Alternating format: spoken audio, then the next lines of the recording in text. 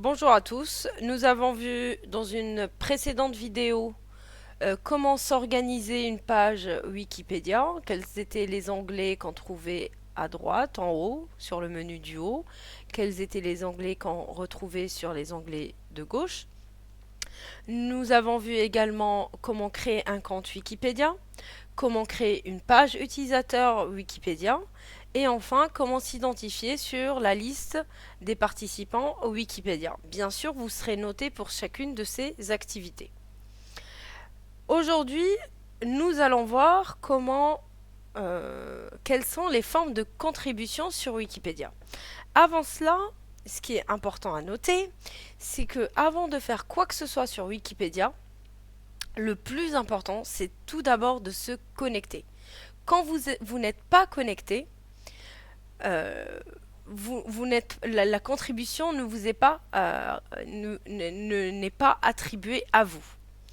On a pu voir sur euh, sur la liste des participants certaines personnes euh, chez qui apparaissait un numéro, un chiffre. En fait, c'est l'adresse IP de la personne. Pourquoi l'adresse IP? Pourquoi ces chiffres? Tout simplement parce que la personne ne s'est pas connectée à Wikipédia avant de faire l'exercice. Donc si vous si vous ne vous connectez pas, l'activité ne sera pas comptabilisée pour vous. Donc on commence d'abord par se connecter à Wikipédia avant de faire quoi que ce soit. Petit rappel aussi, les étudiants chez qui le nom d'utilisateur, vous voyez là le nom d'utilisateur Gatfenian, il apparaît en bleu. Pour certaines personnes, le nom d'utilisateur apparaît en rouge. On peut le voir sur la liste des participants d'ailleurs. Si je vais dans la liste des participants, voilà, groupe 8, je vois il y a Taibi Meriem Khadija qui est en rouge.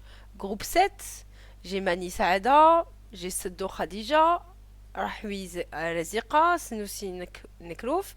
Et là, vous voyez, il y a la personne avec une adresse IP. Cette personne, Leila Saadawi, on voit son adresse IP parce que cette personne a fait l'activité sans se connecter. Donc l'activité n'est pas validée. Cette personne doit se connecter à Wikipédia, supprimer l'information qui est là et refaire l'activité. C'est-à-dire remettre sa signature en étant connecté. On va dans le groupe 6, il n'y a aucun souci. Le groupe 5, il y a Drawi Menel, qui n'a pas créé de page utilisateur. Il y a Asma Hajba, qui n'a pas créé de page utilisateur non plus. Et Asma Hajba, qui a écrit son nom de famille à la fin. Or, le nom de famille s'écrit en premier. On a dit d'abord le hashtag, ensuite le nom de famille, ensuite la signature. Donc, voilà pour les activités passées. Donc aujourd'hui, ce qu'on va voir, c'est quelles sont donc les formes de contribution sur Wikipédia. Alors, première façon de contribuer, on a la rédaction. Rédiger un article. Rédiger un nouvel article sur Wikipédia. Un article qui n'existe pas. D'accord? Deuxième manière, c'est l'enrichissement d'articles. C'est-à-dire qu'on va prendre un article existant sur Wikipédia. Et cet article existant, on va l'enrichir en ajoutant des informations, en ajoutant des sources, en ajoutant des photos. Ensuite, on a une troisième manière de contribuer sur Wikipédia, c'est la traduction d'articles. La traduction d'articles, vous savez que Wikipédia, c'est plus de 200 langues. Sur Wikipédia, il y a plus de 200 langues existantes. Et certains articles existent dans certaines langues, mais pas dans d'autres. L'encyclopédie Wikipédia la plus avancée, où il y a le plus grand nombre d'articles, c'est l'encyclopédie Wikipédia en anglais. Donc il y a beaucoup d'articles qui existent en anglais et qui ne sont pas traduits en français et qui ne sont pas traduits non plus en arabe. Donc là, on peut faire de la traduction d'articles. On prend l'article en anglais, on le traduit. Et enfin, la dernière forme de contribution, qui ne se passe pas vraiment sur Wikipédia, mais sur un autre projet qui s'appelle Wikimedia Commons. Mais le Wikimedia Commons est lié à Wikipédia. En fait, ça va être le téléversement de photos, le téléversement de vidéos. Pourquoi je dis que c'est lié à Wikipédia? Parce qu'en fait, dans le projet Wikimedia Commons, vous allez mettre des photos, vous allez mettre des vidéos, et vous allez mettre des logos. Et les photos, les vidéos que vous allez mettre sur Commons, sur Wikimedia Commons, en fait, vous allez les réutiliser sur Wikipédia. Voilà, c'est les photos que vous voyez là, à droite. Tout ça vient en fait de Wikimedia Commons. Toute photo que vous allez trouver sur Wikipédia est à l'origine une photo qui a été téléversée, le terme utilisé c'est téléversé, sur Wikimedia Commons. Donc, on commence par la première façon de contribuer qui est la rédaction. Alors, pour rédiger un nouvel article, vous allez en fait devoir accéder d'abord à votre brouillon. Le brouillon, c'est là où vous allez pouvoir travailler à l'aise, faire vos tests, faire rédiger un article de A à Z sans que personne ne puisse voir ce que vous allez faire au préalable, sans que personne ne puisse accéder à votre article qui est à la base squelette. Vous allez peaufiner votre article, mettre vos titres, vos sous-titres, les paragraphes, les photos, les références, structurer votre article. Une fois qu'il sera finalisé, vous allez pouvoir le sortir du brouillon. Pour exemple, là, je suis connectée, donc si je clique sur brouillon, en fait, on va accéder à mon brouillon personnel. Et chaque personne, quand elle va dans son brouillon, vous avez un brouillon 0. Voilà, ça c'est le brouillon 0 que tout le monde... Ah bon, mon brouillon 0, je l'ai utilisé, j'ai mis dedans... vous voyez, j'avais fait un test pour la page du programme de l'éducation. Mais en fait, votre brouillon 0, il sera vide. Si je vais dans le brouillon 1, voilà, je vois que mon brouillon 1 est en fait un article qui a été par la suite publié. D'accord? C'est un brouillon que j'ai créé pour me permettre, justement, j'ai fait mon article, j'ai rédigé tout mon article, et une fois mon article rédigé, je l'ai ensuite transformé en article, en allant dans plus, et on verra ça en détail plus tard. Je continue dans mes brouillons, je vais aller dans le brouillon 11. On va essayer brouillon 11. Bon, il existe. Je vais aller dans un brouillon qui n'existe pas, que je n'ai pas encore créé. Brouillon 15. Voilà. En fait, vous, quand vous allez aller dans votre brouillon 0 ou bien le brouillon 1, je me souviens plus, ça va apparaître comme ça. Le brouillon n'existera pas encore. Vous allez devoir créer le brouillon.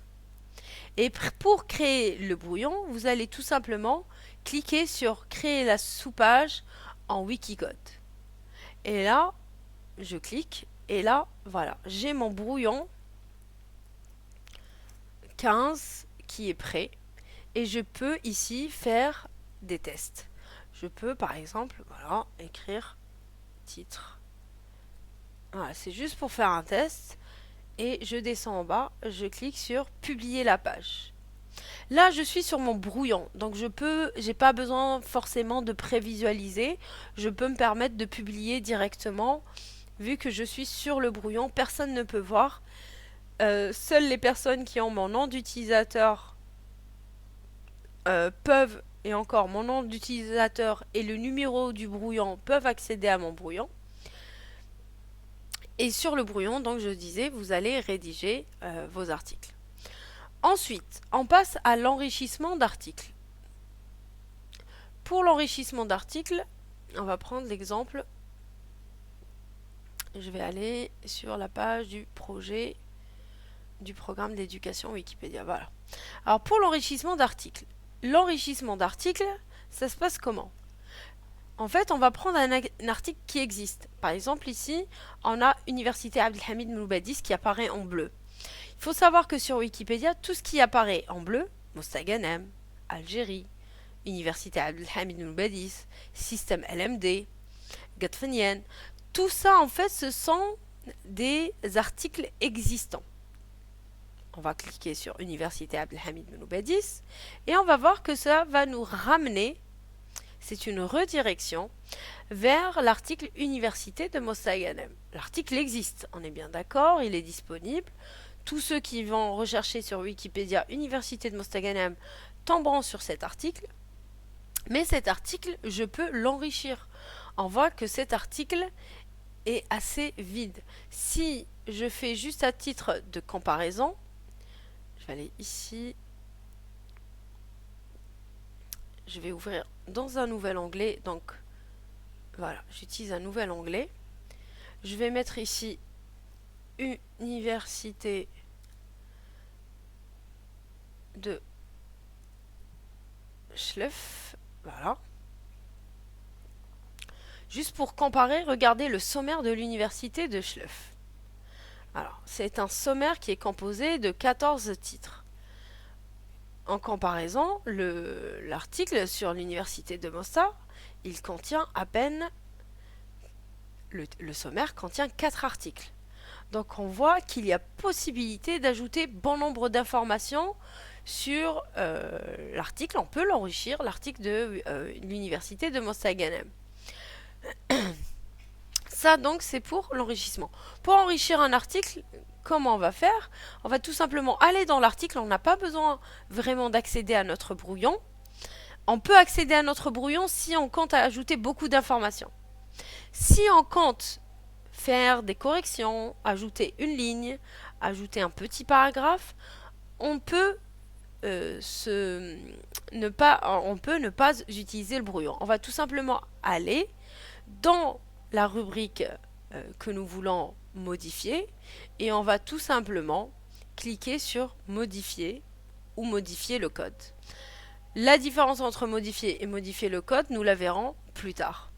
Mais si je clique, voilà, modifier le code, j'ai la possibilité ici de venir en bas, d'ajouter ma petite étoile et de rajouter d'autres facultés s'il y a d'autres facultés. Je peux rajouter d'autres facultés.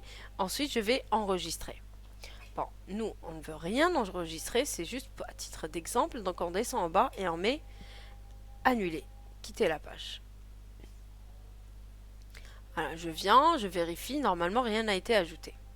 Donc, ça, c'est pour l'enrichissement d'articles. Ensuite, vous avez la traduction d'articles. Alors, je vous disais, il y a certains articles sur Wikipédia qui existent. Comme là, on voit l'article de l'université de Mostaganem. Il existe en arabe, il existe en anglais, il existe en espagnol et dans cette langue que je ne connais pas. Si je clique sur anglais, il existe en français, bien sûr, vu que là, on est en français. Si je vais sur arabe, voilà, on nous renvoie sur Wikipédia arabe avec l'article sur l'université de Mostaganem. On voit déjà que l'article de Mostaganem sur Wikipédia arabe a l'air un peu plus détaillé.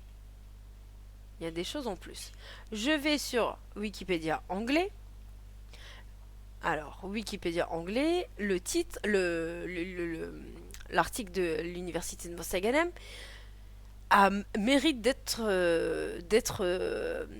enrichi, d'être traduit. Il est vraiment vide. Et ce qu'on remarque, c'est que quand je suis sur Wikipédia anglais, j'ai ici EN Wikipédia. Je retourne sur arabe, j'ai AR Wikipédia au niveau du lien. Si je retourne sur Wikipédia FR, français, je vais avoir FR Wikipédia. D'accord? Ça nous permet de savoir sur quelle langue de Wikipédia on se trouve. Donc pour la traduction, vous pouvez aussi ajouter ici, vous avez dans d'autres langues, vous pouvez ici, non, pardon, pas ici. Vous pouvez, pour ajouter des traductions, on va aller dans Contribution, voilà, Contribution, en haut à droite, Contribution, et vous allez cliquer sur, voilà, on ne clique pas sur Contribution, juste on pose la souris sur Contribution, et on va s'afficher Contribution, Traduction et Fichier téléversé. Donc nous, on va aller dans Traduction. Alors cet outil, alors là c'est un outil, on est toujours sur Wikipédia, mais là en fait on va nous proposer un outil de traduction. C'est un outil qui va simplifier la traduction, qui va se baser sur, en quelque sorte, du Google Traduction. Il va reprendre l'essentiel des paragraphes, vous proposer une traduction et en fait vous allez devoir faire une correction de la traduction. Vous savez que le Google Traduction c'est une traduction qui n'est pas... c'est une traduction qui se fait sur de l'à peu près. Donc là on va en fait venir peaufiner les traductions proposées par Google Traduction et améliorer les traductions. En tout cas, c'est un outil qui peut vous aider. On le verra ça aussi en détail plus tard. Ensuite, vous avez, on disait, le téléversement. Le téléversement, comme je vous ai dit, c'est ce qui permet de rajouter des photos, des vidéos à des articles Wikipédia. Quand je vais par exemple sur l'article, je préfère ouvrir dans un nouvel onglet. Si je vais sur l'article de Mostaganem, tiens, on va aller dans Mostaganem. Alors certains, entre parenthèses, certains me disaient oui, je remarque mon nom d'utilisateur il est en violet et non plus en bleu. Ce qu'on remarque sur Wikipédia, c'est qu'une fois que vous avez cliqué sur un lien, que vous l'avez ouvert, eh ben le bleu devient violet. Vous voyez pour Mostaganem et Abdelhamid Benoubadis. Algérie est en bleu, Mostaganem est en violet. Algérie est bleu parce qu'on n'a pas encore cliqué sur le lien, Mostaganem est en violet parce qu'on a déjà cliqué sur le lien. Donc je vais à Mostaganem. Vous voyez toutes ces photos qu'on retrouve là sur Mostaganem. Et bien toutes ces photos là proviennent de Wikimedia Commons. D'ailleurs si je clique sur une photo, vous voyez ce petit logo ici s'afficher. Ça c'est le logo de Wikimedia Commons. Je clique sur plus de détails et je vois, je suis sur Commons, Wikimedia Commons. C'est pas l'encyclopédie Wikipédia. C'est un autre projet, mais c'est un projet qui est lié, fortement lié à Wikipédia, car il nous permet d'y mettre des photos, et ces photos, on peut les réutiliser sur Wikipédia. Alors, le Commons permet, Wikimedia Commons, comme je vous l'ai dit, il permet de mettre des photos qu'on va réutiliser sur Wikipédia. On verra plus tard aussi en détail comment téléverser des photos, comment téléverser des vidéos sur Wikimedia Commons. Donc là, voilà, cette vidéo c'était uniquement pour vous donner un aperçu de ce qu'il était possible de faire sur l'encyclopédie Wikipédia. Donc la rédaction d'articles, de nouveaux articles, l'enrichissement d'articles déjà existants, la traduction d'articles et enfin le téléversement de médias, photos, vidéos. Dans les prochaines vidéos, on va voir plus en détail comment faire la rédaction, comment faire l'enrichissement, comment faire la traduction et comment faire le téléversement. Merci et à bientôt.